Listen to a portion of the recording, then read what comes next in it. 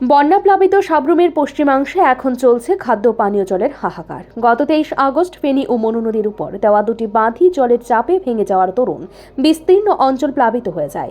ফলে মানুষের ঘরবাড়ি, কৃষিজ ফসল, গবাদি পশু, পোল্ট্রি ফার্ম, পুকুর, মাছের জলাশয় পুরোপুরি ডুবে যায়। আর্ত মানুষ প্রাণ হাতে নিয়ে আশ্রয় নেন বিভিন্ন শিবিরে, অপেক্ষাকৃত উচ্চস্থানে আত্মীয় স্বজনের বাড়িতে। জলে নেমে যাওয়ার পর মানুষজন ধীরে ধীরে বাড়ি ঘরে ফিরতে শুরু করেছেন, কিন্তু তারপরেই শুরু হয়েছে খাদ্য পানীয় জল ও পরনের বস্ত্রের ভীষণ সংকট। বিভিন্ন প্রতিষ্ঠান খাদ্য, জল ও পরিধানের বস্ত্র নিয়ে মানুষের কাছে আজ কদিন ধরেই যাচ্ছেন। আজ সাব্রুমের রামকৃষ্ণ সেবা প্রতিষ্ঠান, রামঠাকুর আশ্রম, মনু থেকে ফেনী সাহিত্য সংগঠন সহ আরও নানা প্রতিষ্ঠান ও ব্যক্তিকে এলাকায় ত্রাণ বিলি করতে দেখা গিয়েছে। আজ এখানে সস্ত্রীক এসে ত্রাণ ও চিকিৎসা পরিষেবা দিয়ে গেছেন রাজ্যের বিশিষ্ট চিকিৎসক, আগরতলা ক্যান্সার হাসপাতালের সুপার ডক্টর গৌতম মজুমদার।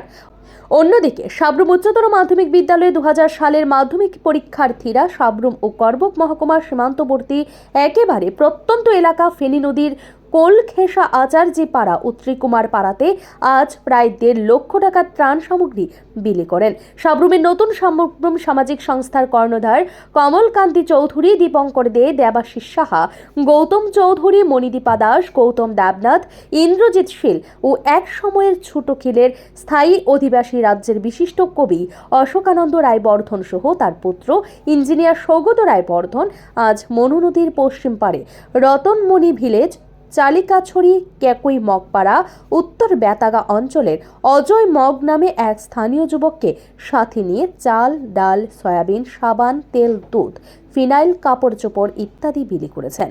এই দলের সঙ্গে সর্বক্ষণ যোগাযোগ রক্ষা করে সাহায্য করেছেন মনু থেকে ফেনী হরিণা সাহিত্য গোষ্ঠীর সচিব, রাজ্যের বিশিষ্ট কবি ও সাহিত্য সংগঠক Bijan Bose. Bureau report, digital Tripura. नमस्कार, मेरा नाम है उखैमोक। मैं हूँ केकैमोक पारा से। और ड्यू टू तो रेन के वजह से तो हमारा जो गांव है 19 परिवार तो इफेक्ट हो गया है। तो ये हेल्पिंग ग्रुप वाला लोग आया है, दादा लोग, तो हमें हेल्प करने के लिए, तो इसलिए सबको शुक्रिया अदा करता हूँ कि हमें जो सपोर्ट करने के लिए इस फील्ड पे। Thank you.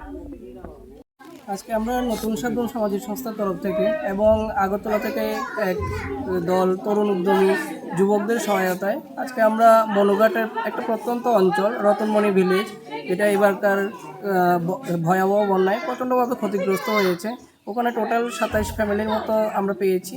তো এখানকার লোকাল আমাদের গাইড অজয় নামে একজন যুবক আছে, ওনার সহায়তায় আমরা এই 27টা ফ্যামিলিকে আজকে কিছু আমরা যৎসামান্য চেষ্টা করেছি আমাদের সংস্থার তরফ থেকে কিছু সাহায্য করার।